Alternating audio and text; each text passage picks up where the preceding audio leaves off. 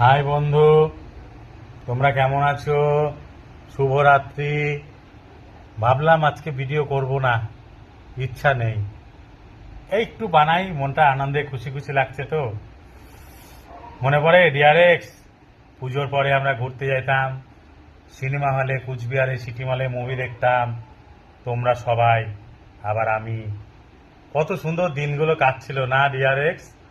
যখন যেটা বলতা, এই ছেলেটা সেটাই করতো তোমার কথায়, তাই না?